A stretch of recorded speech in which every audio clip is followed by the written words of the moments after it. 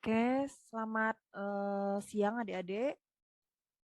Siap, Bu. Yang Bu, Siang, Bu.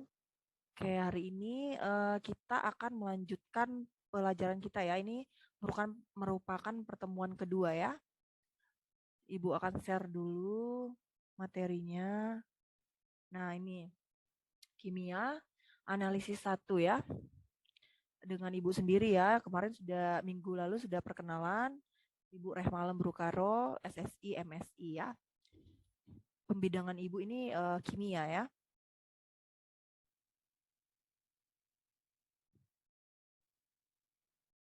Oke, nah kita sedikit mereview pelajaran minggu lalu. Jadi minggu lalu itu Ibu sudah menerangkan mengenai RPS, rencana pembelajaran kita selama satu semester ini ya. Apa-apa aja sebenarnya yang akan kita pelajari ya. Baru Ibu juga telah menjelaskan bagaimana sistem penilaiannya. Ibu juga sudah menjelaskan daftar pustaka atau referensi yang akan kita gunakan. Lalu pada pertemuan pertama juga Ibu sudah menjelaskan tentang definisi dari kimia analisis, ya, sama perbedaan dari kation dan anion, dan juga uji pendahuluan. Oke, Ibu harap ini sudah nggak perlu Ibu ulang lagi ya, udah mengerti ya ini, udah jelas dan detail sih minggu lalu Ibu jelaskan. Masih ada ingat kan yang Ibu jelaskan ini ya? Ibu harap kalian ingat lah ya. Ingat kan? Ingat, Bu. Oke, mantap. Kita lanjut. Nah, minggu ini kita lanjut pada topik yang kedua, yaitu tentang kation golongan 1 dan kation golongan 2 ya. Identifikasi kation golongan 1 dan kation golongan 2. Nah, dari topik minggu ini, apa sih kemampuan akhir yang diharapkan diperoleh oleh mahasiswa? Nah, ini bisa kalian lihat dan kalian baca. 1, ini mampu menjelaskan prinsip dasar pemisahan kation golongan 1 dan 2. Yang kedua, mampu memberi contoh kation golongan 1 dan 2. Coba sama-sama dibaca untuk yang ketiga dan sampai 5-nya. Mampu membuat diagram skema untuk identifikasi kation golongan 1 sampai 2. Mampu membuat reaksi yang terlibat dalam identifikasi kation golongan golongan 1. 1 hingga 2. sampai 2. 5. Mampu menyesuaikan dengan standar baku persediaan farmasi diperbolehkan diperbolehkan adanya logam ini. Nah, jadi diharapkan setelah proses pembelajaran hari ini, kalian bisa menguasai 5 hal ini ya. Jadi setiap pembelajaran itu harus ada ilmu yang kalian peroleh ya. Jangan sempat tidak ada. Nah, kita mulai aja. Ini bisa kalian lihat ya. Nah, ini lebih disukai oleh para wanita pastinya ya. Ini ada lipstick dengan berbagai macam warna. Ada apa lagi kira-kira? Ayo, yang cewek-ceweknya. Ada kutex, eyeshadow, mascara, foundation, blush on. Nah, oke. Nah, nanti Ibu akan menjelaskan apa sih kaitannya gambar yang Ibu tampilkan ini terhadap perkuliahan kita hari ini ya. Nah, jadi Ibu ada memuat satu artikel ini dari US Food and Drug. Ini ada limiting lead in lipstick and other cosmetic. Nah, jadi dia pada artikel ini dipaparkan ambang batas logam PB atau timbal yang terdapat dalam lipstick dan berbagai jenis dari kosmetik ya. Nah, dari artikel ini kita bisa menyimpulkan beberapa hal, apa aja itu? Nih, penelitian Amerika mengumpulkan 685 jenis kosmetik dari berbagai toko kosmetik ya. Ternyata 99% hasilnya kadar PB itu masih di bawah 10 ppm. Nah, ambang batasnya itu sekitar 10 ppm ya. Jadi masih dibilang masih memenuhi nilai ambang batas. Tapi mereka melanjutkan membandingkan penelitian dengan negara lain gitu. Nah, ternyata di negara lain itu masih ditemukan tingginya kadar PB pada kosmetik. Nah, kenapa rupanya kalau kadar PB ini tinggi pada kosmetik? atau misalnya salah satunya lipstick. Nah, ada beberapa dampak yang akan ditimbulkan. Apa aja itu? Nih ada 3 dampak yang Ibu simpulkan ya berdasarkan referensi. Berpengaruh terhadap hipertensi, baru defisiensi pertumbuhan dan perkembangan. Bahaya juga ya. Baru ada lagi kofaktor untuk kanker. Ini khususnya untuk cewek-cewek, tapi semoga aman ya kosmetik yang kalian pakai. Walaupun ada PB-nya, tapi ya masih di bawah ambang batas. Nah, jadi kaitannya dengan topik kita hari ini apa, Bu? Nah, topik kita hari ini membahas tentang kation PB juga salah satunya. Kation PB itu merupakan bagian dari kation golongan 1. Apa-apa saja kation golongan 1? Bisa kalian baca. Ada apa? Ag plus, Bu. Hg2 2 plus, Pb2 plus. Oke, bagus. Nah, di sini kita mau tahu gitu, jika kation-kation ini terdapat dalam suatu sampel, bisa jadi dalam produk kosmetik gitu kan, bagaimana kita melakukan analisis kualitatifnya. Nah, Ibu review lagi ya, analisis kualitatif itu kan kita mau menentukan jenis kation apa yang terdapat di dalam suatu sampel ya. Christina Sitorus, apa tadi analisis kualitatif? Menentukan zat apa saja yang terdapat pada sampel, Bu. Oke, berarti dia mendengarkan ini ya. Nah, kita lanjut lagi. Nah, salah satunya bisa sampelnya berupa produk-produk kosmetik. Nah, inilah pentingnya mengapa kita harus mempelajari topik hari ini. Nah, bagaimana dasar klasifikasi untuk kation golongan 1? Jadi, kation ini dibagi menjadi 5 grup ya. Ada kation golongan 1, 2, 3, 4, dan 5. Nah, hari ini kita fokus lebih ke kation golongan 1-nya. Baru nanti ke kation golongan 2-nya. Nah, bagaimana klasifikasi dari kation golongan 1? Ternyata untuk membedakan kation golongan 1 dari kation-kation lainnya, kita dapat menambahkan HCl. Gimana maksudnya, Bu? Contohnya adalah sampel larutan. Ya. Nah, sampel itu kita duga misalnya ada beberapa kation, tapi kita nggak tahu kation apa yang di dalam sampel itu. Apakah kation golongan 1, 2, 3, dan lain-lain. Nah, kita mau memisahkan biar kita lebih fokus ya. Kita tadi targetnya cuma mau menganalisa kation golongan 1 misalnya. Ya udah, kita bisa memisahkannya dari golongan yang lain dengan menambahkan HCl. Nah, ketika ditambahkan HCl, apa yang terjadi? Jadi, kalau memang di sampel tersebut ada kation golongan 1, dia akan membentuk endapan. Endapan yang dibentuk itu adalah endapan putih ya. Nah, kalau sudah terbentuk endapan, nah endapan itu udah kita diagnosa atau udah kita hampir simpulkan itu adalah kation golongan 1. Sementara filtrat yang di atas endapan tersebut itu sudah kation-kation golongan 2 atau yang lainnya gitu ya. Nah, seperti itulah untuk memisahkan kation golongan 1 dari kation-kation golongan lainnya. Nah, setelah kita dapatkan kation golongan 1, nah, bagaimana? Kan tadi kation golongan 1-nya ada 3 jenis tuh, ada Ag, Pb, sama ada apalagi satu lagi? Hg2 Hg2 plus. Nah, bagaimana cara kita memisahkan Ag, Pb, dan Hg tadi? Nah, cara memisahkannya, kita tinggal menambahkan hot water atau aqua panas. Ketika kita tambahkan aqua panas, apa yang akan terjadi? Akan terpisahlah Ag, Hg, dan Pb-nya. Nah, jadi nanti endapannya itu masih ada Ag dan Hg22+, sementara filtrat atau cairan di atas endapan itu adalah untuk kation Pb. Jadi udah terpisah ini ya kan, kation Pb udah terpisah dari Ag dan Hg. Sekarang kita kalau mau memisahkan Ag dan Hg gimana? Nah, kita tambahkan NH3 atau amonia ya. Nah, setelah itu apa yang akan terjadi? Nah, akan terpisahlah Hg22+ dengan si Ag+. Ag+ akan membentuk senyawa AgNH3 2+1 ya. Sementara Hg akan membentuk endapan hitam atau black ya. Nah, setelah itu bisa kita identifikasi. Kalau tadi nggak ada endapan hitamnya, berarti Hg nggak ada di sampel kalian.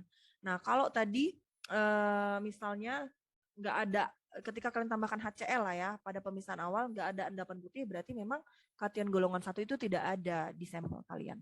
Nah, tadi Hg sudah tahu kita endapan hitam dia ya, setelah ditambahkan dengan NH3. Sekarang kita mau meriksa si Ag. Nah, Ag ini kan dia dalam bentuk filtratnya. Kalau kita mau memastikan dia memang benar Ag atau enggak, kita tinggal menambahkan HNO3. Apa yang terjadi ketika kita tambahkan HNO3? Nah, dia akan membentuk endapan AgCl. Nah, ini endapannya berwarna putih. Bisa kalian lihat dari gambar ilustrasi skematik yang Ibu buat ya. Nah, ini dia berwarna putih. Tapi ketika ditambahkan HNO3, si Ag ini tidak membentuk endapan AgCl atau endapan putih, berarti di sampel kalian itu tidak ada si Ag+ ya.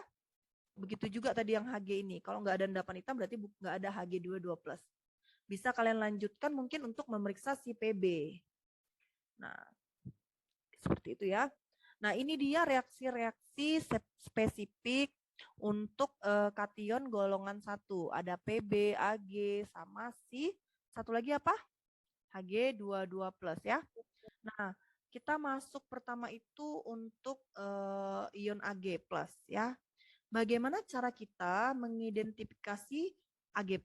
Nah, ini Ibu tampilkan beberapa reaksi-reaksi untuk mengidentifikasi adanya kation Ag+ di dalam suatu sampel. Contohnya, ada sampel ditambahkan HCl. Nah, terbentuklah AgCl. Nah, baru ditambahkan AgCl dan ada hasil sampingnya berupa HNO3. Nah, ini bisa kita duga dia mungkin mengandung si Ag+ di sampelnya. Tapi kita belum yakin. Nah, untuk meyakinkannya gimana, Bu? Nah, kita lihat dari sifat-sifat endapan AgCl. Kalau endapan AgCl itu, dia itu akan larut, soluble in HCl. Nah, dia larut di dalam HCl pekat. Ketika endapan AgCl itu kita tambahkan dengan HCl pekat, dia akan larut. Kalau dia tidak larut, itu belum tentu endapan AgCl. Tapi kalau dia larut, nah itu bisa jadi sudah kita duga lah, udah berapa persen lah, sampai 70% kita duga dia merupakan terdapat ion Ag+ atau kation Ag+. Nah, untuk meyakinkannya lagi gimana?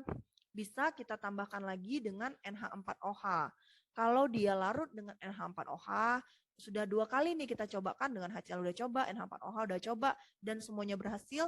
Nah, barulah kita bisa simpulkan ternyata di sampel tersebut terdapat kation Ag+. Seperti itu.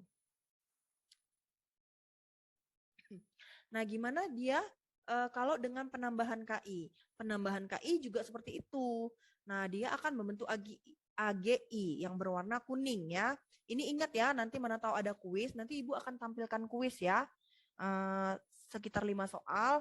Jadi tolong diingat-ingat dan tolong dipahami apa yang Ibu katakan. Nah, nanti mana tahu dari antara kalian ini ada yang menjawab benar semua dan cepat bisa mendapatkan rewards ya. Nah, HGI ini berwarna kuning. Nah, gimana sifat-sifat dari AGI ini? Sifatnya dia tidak larut dalam amonia pekat, concentrated ini pekat ya, dan di dalam diluted ini encer ya. Nah, dia tidak larut di dalam amonia encer dan amonia pekat, tapi dia larut dalam potasium cyanida atau KCN. Nah, jadi kalau misalnya ditambahkanlah endapan AGI ini yang berwarna kuning ini dengan amonia pekat, nah dia tidak larut. Berarti kalau tidak larut, kita bisa duga 60% sampel mengandung Ag. Tapi kalau kita kurang yakin lagi, kita tambahkan lagi dia dengan KCN. Nah, ketika ditambahkan KCN, dia larut. Nah, udah bisa lah kita simpulkan. Udah 2 kali percobaan, kita bisa menyimpulkan kalau dia memang mengandung kation Ag+. Oke, kita lanjut. Nah, kira-kira kalau Hg22+, ini Ibu tampilkan reaksi-reaksinya. Coba satu orang bisa nggak menjelaskan ke Ibu bagaimana kita menguji dalam satu sampel ada Hg22+ atau tidak? Ayo, ada yang mau mencoba? Kalau salah nggak apa-apa. Seperti yang Ibu jelaskan tadi untuk AG+. Gimana caranya menguji untuk kation Hg22+? Ayo, ada yang mau mencoba? Silakan.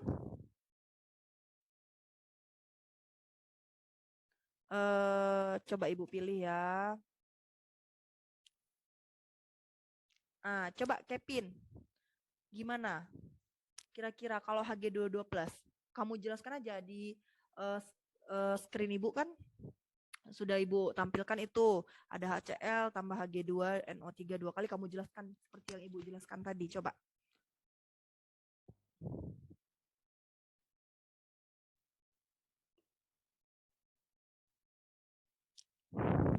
Kevin ada kan? Halo? Ada, Bu. Coba Kevin. Gimana? Kalau salah nggak apa-apa, namanya belajar. Dari yang hasil ini, Bu, direaksikan dengan Hg ini, Bu, menjadi Hg2 Cl2 yang putih, Bu. Untuk memastikan itu Hg2Cl2 kita tambahkan apa? Bisa ditambahkan ini yang di sampingnya dengan aqua regia, Bu.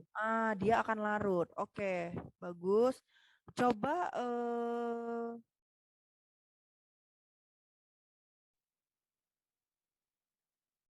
siapa yang sukarelawan aja lah. Gak usah Ibu lihat dari sini. Ada yang mau mencoba untuk NaOH? Oke, Christina ini raise hand dia. Coba Christina. Untuk yang NaOH ya. Iya, Bu. Dia larutannya kan ada 2 NaOH tambah Hg2 NO3 2 kali. Itu menghasilkan Hg2O, menghasilkan endapan black itu jika ditambahkan dengan nitrit asid, Bu. Oh, dia akan larut. Oke, mantap. Oke, Ibu rasa ini udah cukup jelas ya? Jelas nggak? Jelas kan? Jelas, Bu. Jelas, Bu. Kalau gitu kita lanjut lagi.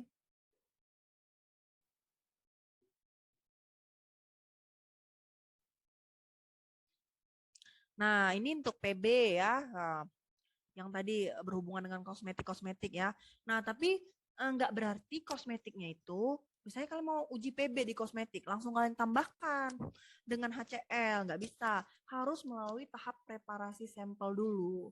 Nah, sampelnya bisa ada tahap-tahapan, entah di open dulu, atau ditanur dulu, dan ditambahkan dengan pelarut-pelarut seperti HClK, HNO3K, atau H2SO4. Ya, setelah melewati prosedur itulah baru kalian bisa mengujinya dengan menambahkan HCl ya. Jika nanti dia akan berwarna endapan putih, itu belum tentu juga dia PBCl. Harus kalian uji lagi, kalian pastikan. Nah, kalian tambahkan di dalam hot water ya. Nah, baru ketika kalian tambahkan hot water dan kalian biarkan dingin, ketika dingin dia akan membentuk kristal-kristal jarum ya. Dia bentuknya nanti kalau pada saat praktikum mungkin kalian bisa lihat dia seperti ujung-ujung jarum gitu. Cantik sih, kristal putih gitu ya. Nah, baru kalian bisa coba juga endapannya kalian larutkan dengan HCl. Oke. Nah, bisa juga kalian tambahkan dengan K2CrO4. Nah, dia akan berwarna kuning. Cara mengujinya gimana? Ditambahkan dengan HNO3, ditambahkan dengan NaOH, dia larut ini ya. Kalau sudah larut dengan dua-dua pelarut ini, bisa kita katakan bahwa si sampel kita ini ada kation si Pb2+. Sampai di sini cukup jelas, Dek? Jelas. Ada yang mau bertanya kira-kira? Supaya kita lanjutkan lagi. Gak ada? Oke, kita lanjut lagi ya. Nah, kation golongan satunya sampai di situ dulu. Sekarang kita lanjut ke soal diskusi ya. Nah, boleh kalian screenshot dulu soalnya. Oke, boleh kalian screenshot atau baca sebentar. Nanti Ibu akan membagikan kalian dalam kelompok-kelompok. Mungkin ada 4 room nanti, 1 room mungkin ada 5 atau 6 orang. Oke, ini Ibu baca aja ya soalnya biar tambah paham. Nah, jadi di soal ini ada seorang mahasiswa sedang melakukan praktikum analisis kualitatif uji kation golongan 1. Nah, mahasiswa tersebut memeriksa salah satu produk kosmetik dan sudah melalui tahap preparasi seperti cross open, tanur, dan lain-lain. Sehingga mahasiswa tersebut tinggal mencampurkan sampelnya dengan reagensia spesifik atau sensitif terhadap sampel tersebut. Reagensia yang ditambahkan ke dalam sampel hasil preparasi tersebut awalnya itu adalah HCl. Nah, mahasiswa tersebut takjub dengan perubahan yang terjadi. Kenapa? Ternyata terbentuklah endapan putih dalam larutan tersebut. Nah, selanjutnya dia masih penasaran. Dilanjutkannya lagi, ditambahkannya lah aquades panas. Lalu dibiarkannya mendingin. Setelah itu dia lebih takjub lagi. Kenapa? Dia melihat adanya endapan berbentuk kristal jarum.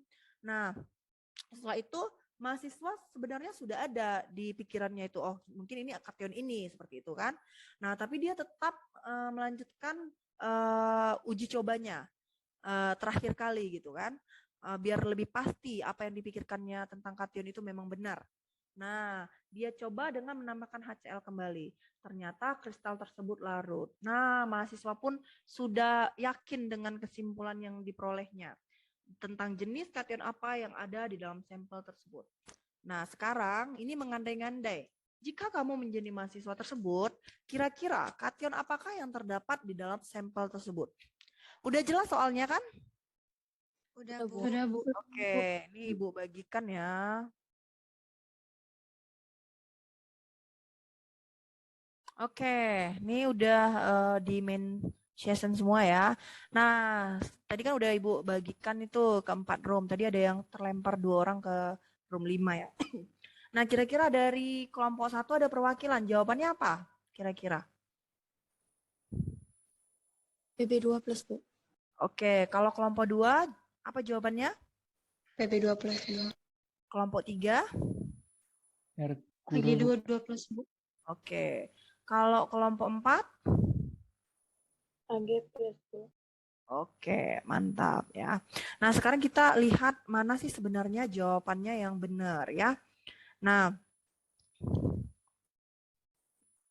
oke, nah kalau bisa kita lihat ini, nah kita buat dalam bentuk skematisnya ya. Oke, nah setelah dia membentuk kristal jarum, baru apa lagi si mahasiswa itu tambahkan? Tambahkan HCl lagi. Ditambahkan HCl lagi, Bu. Bagus sekali. Ditambahkan HCl. Nah, ketika ditambahkan HCl, dia akan Larut. larut. Oke, nah ini kan kalau dibentuk diagram skematis seperti ini kan, atau flowchart seperti ini, nah kalian akan lebih memahami. Sekarang kita yang menjadi tanda tanya besar itu adalah apakah isinya di sini? Nah, sekarang apakah isinya di sini? Ini yang kita mau tahu kira-kira apa. Masih tanda tanya. Oke? Nah, tadi kan Ibu udah memberikan pelajaran. Kira-kira kalau sampel ditambahkan HCl, ini bisa jadi apa aja? Kalau endapan putih. Plus. AG2 plus, PB2 plus, sama HG ya? HG2 2 plus. 2 plus. Harusnya penulisannya nggak kayak gini ya, penulisannya Di atas ini bawah. ya pintar ya. Oke, ini karena nggak ada Ibu lihat ini di teksnya. Oke, nah sekarang ini kemungkinannya, ini kemungkinan ada 3 kation, bisa PB sama ini. Nah tapi ketika ditambahkan aqua panas dan diinginkan membentuk kedua kristal jarum, pasti ada yang tereliminasi. Apakah yang tereliminasi? Kira-kira yang membentuk kristal jarum yang mana? Ayo. PB2. Berarti ini salah. Jadi jawabannya adalah PB2 plus ya, Bu. PB2 plus. Oke. Udah pintar-pintar. Oke, jawabannya adalah PB2 plus. Nah, ini siapa ini? Kelompok siapa tadi yang menang? 1,2 Bu. Ditunggu hadiahnya ya. Foto mobil apa? Pajero Sport aja ya kan? Fotonya dong. Oke, nggak apa-apa lah. Fotonya sekarang. Nanti kan kalian kalau udah tamat bisa langsung belinya. Amin. Amin. Ini ya bisa di screenshot kalau misalnya kalian mau lihat pembahasannya ya. Oke. Nah, Ibu rasa ini sih penjelasan yang untuk topik hari ini. Nah, nanti mungkin ada tugas di rumah ya. Nah, tugas di rumah apa? Kalian membuat diagram skematis untuk kation golongan 2. Bisa ya dikerjakan ya. Minggu depan mungkin dikumpul. Setelah itu cari juga ada membuat diagram skematis kation golongan 2. Baru dicari reaksi-reaksi spesifik untuk kation golongan 2. Oke. Nah, jadi Ibu rasa pelajaran dari topik hari ini udah cukup jelas ya. Kalau menurut Ibu gimana? Sudah jelas atau belum? Sudah, Bu. Udah jelas ya. Jadi Ibu perjelaskan lagi, kita kasih kesimpulannya. Nah, jadi kation golongan 1 tadi ada apa? Biar kalian lebih ingat. Ada Hg22+, Pb2+, sama G2+. Nah, jadi reaksi yang bisa digunakan untuk mengidentifikasi kation golongan 1 bisa HCl, apalagi? Bisa K2, K2. CrO4, ya kan? Nah, tadi kan Ibu udah buat diagram skematis bagaimana cara mengidentifikasi kation itu. Jadi, kemampuan akhir yang diharapkan setelah pelajaran ini Ibu rasa bisa kalian pahami ya. Nah, Ibu rasa sampai sekian dulu sih untuk pertemuan kita hari ini. Selamat siang, selamat beraktivitas kembali ya. Siang, Bu. Terima kasih, Bu. Oke, ya. Oke, udah